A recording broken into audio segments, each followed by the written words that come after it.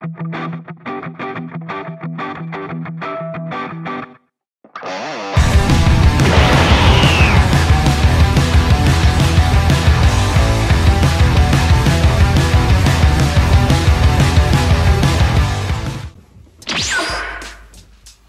what's up YouTube and what's up sa inyo guys. So mali mag-unboxing at magre-review na naman tayo ng Dragon Ball figures. So ito guys, nirelease ito guys ng 2 weeks ago.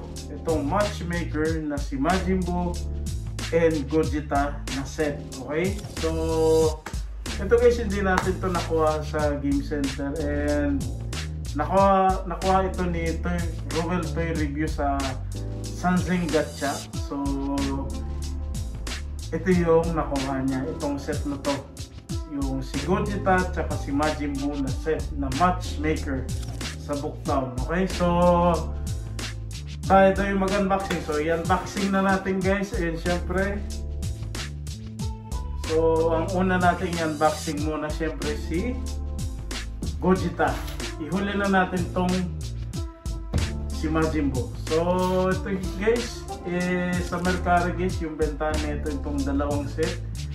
So may makikita kayo yan sa Mercari, siguro kulang-kulang 3,000 yen sa bentahan pag set. And pag sa solo, mas mahal. Siguro mga 1,600 to 1,500 siguro. So tingnan natin kung ano yung detail ng itong matchmaker. Pero syempre, marami na rin tayong times na nakapag-unboxing ng matchmaker na Dragon Ball figure. So hindi siya ganong kalakihan, pero maganda yung detail. Pero tingnan natin guys, okay? So pag nagustuhan natin tong set na to, display natin sa ating last cup. So huwag natin guys patagalin, unboxing natin guys. And syempre, maraming salamat sa mga always na sumusuporta sa ating YouTube channel. Ayan, so check na natin to guys.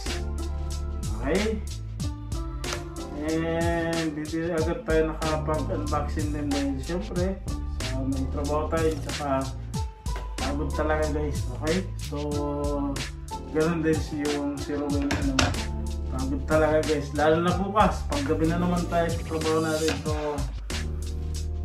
paguran, ang hirap lalo na sa akin kasi 1 week yung adjustment ng trabaho natin guys. Okay, so ito nga guys, yung golden sticker syempre as usual. And syempre, hindi mawala yung mahiwagang karton. Ayan siya guys. So, labas na natin. Malaman na. So, lagi na lang hindi mawala to. Yung mahiwagang karton na to. Okay? Ayan. So after na ito guys, yung next naman natin yung paparating na Ichiban Fuji ngayong October 27. So abangan yan. So try natin bumunot ulit ng 3 to 5 tickets. Baka may lumitaw na naman. So ulit tayo sa Fuji. So try out natin. Baka makuha natin yung gusto natin, si Goku tsaka si Bulma lang yung target natin dyan. Pero siyempre okay lang din. Paano yung makuha natin figure? Basta makakuha, mas okay, diba? So abangan niya sa ating YouTube channel. Okay? So guys, ito. Okay. Oh, buo na siya si Vegito. Ayan. Buo na si Vegito. Okay? Ayan siya guys. So, ikabit na natin. Okay? Ito siya guys. Magkaroon ng ano na. Okay? Ang may bagang contain. Wala yung ating cutter kung kailan ulit naman. Ewan ko saan naman napagtod yung ating cutter. Pero okay lang, meron namang good thing. Okay, so ito siya guys. Ayan. Ito siya guys. Oh, syempre as usual, ito siya yung guys, yung figure niya. So hindi talaga ganong kalakihan yung matchmaker ng Dragon Ball figure, pero ang ganda guys ng detail. Oh, detalyado siya guys, no? Ayan. So papakita ko naman sa inyo guys yung pinaka-ending, yung simpleng montage, yung full detail ng figure nila dalawa. So ito siya guys. Ayan, ang ganda niya.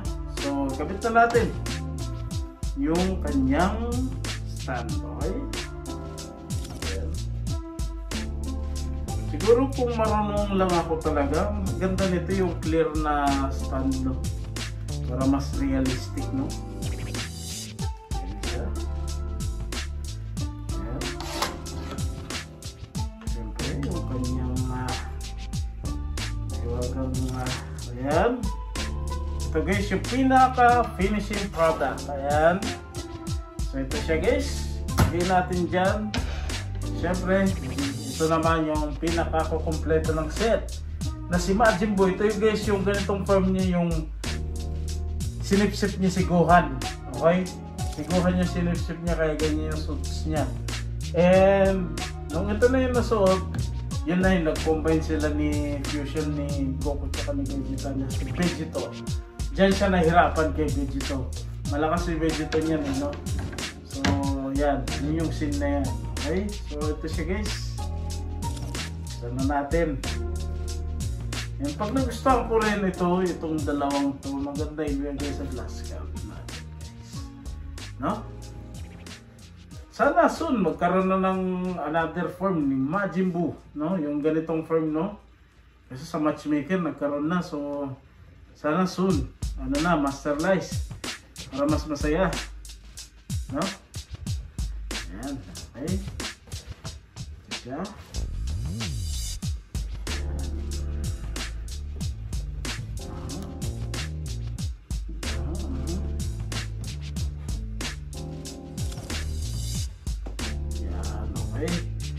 Na natin. Ayan, as usual, karton, maniwagang karton. Okay. Ayan. Ayan. Ayan. Malaman. Oo, buo na rin pala si Majin Buu. Okay. Ayan siya. Buo na rin siya guys. Okay, buo na rin siya. Okay. Gusto na natin. Nakabit na natin. Okay. Ayan. Sabangan nyo yan guys. Sa October 27. Parting Ichiban Fuji. So yun talaga. And pinakita na sa official ng Bandai yung pinaka-official ng packaging. Ang ganda. And talagang kumikilang talaga guys yung price na si Sangoku saka si Bulma, no? Sana swertein tayo, no? Na makuha natin kahit alin doon. Pero syempre yung pinaka-goal ko talaga dyan si Bulma tsaka si Goku. Ayan, ito siya guys, yung pinaka-detail. Oh, panalo yung detail ni Majin Buu. In fairness, okay, ang ganda talaga. Kaya guys, hindi isa rin ito guys sa mga gusto kong brand ng figure ng Dragon Ball, yung Matchmaker, no? Kahit hindi siya ganun kalakihan, ang ganda ng detail. Ang ganda niya guys. Ayan, no? Sobrang detalyado. Okay? Sobrang detalyado na ito guys. Ano lang eh, yung stud lang talaga yung kailangan maganda na itong palitan eh, no? Pero ang ganda niya. Okay? Ayan. Ayan. Ayan. Na natin. Ayan. Ayan. Ito na siya guys, yung pinaka finishing product. Ayan. Ayan. Ayan guys. Ayan. Ayan, pinaka finishing product niya. Ayan. So, ang ganda na ito guys, no? Ang ganda na ito sa para sa ganitong figure, sa ganitong figure na nakuha sa mga UFO Catcher. And syempre yung sa presyo niya, inulit ko, mas makakamura kayo kung set nyo bibilin sa Mercari. Siguro mga nasa 2,700 yen. And syempre pag solo-solo, mga nasa 1,500 to 1,600 yen each. So mas makakamura kayo sa set. And para sa akin itong figure na ito, goods. Panalo siya guys, panalo. So yun nga lang, inulit ko yung Matchmaker nga, hindi siya ganun kalakihan, pero ang ganda ng detail niya guys, and maganda to lagay din sa glass cam, no? So maganda siya kasi ito yung scene talaga ng fight scene nila sa series ng Dragon Ball. Okay, so yun lang guys, and abangan nyo guys ulit yung sa Ichiban Kuji sa paparting na October 27, Ichiban Kuji ng Dragon Ball. And yung pinaka-end nito yung pinaka-simpleng montage, full detail na itong dalawang video. So yun lang guys, and maraming salamat, and sana nakatulong sa mga collector sa Pinas at sa iba pa. Ito paano, at least may idea na kayo, and hindi ko sure kung meron na ito sa Pinas. At least alam niyo na kung sa tingin nyo goods ba ito, pero para sa personal sa akin, goods na goods. Okay, so lalo na sa ganong market, ewan ko lang kung magkano benta sa live selling. Okay, so yun lang guys, maraming salamat, and keep safe everyone.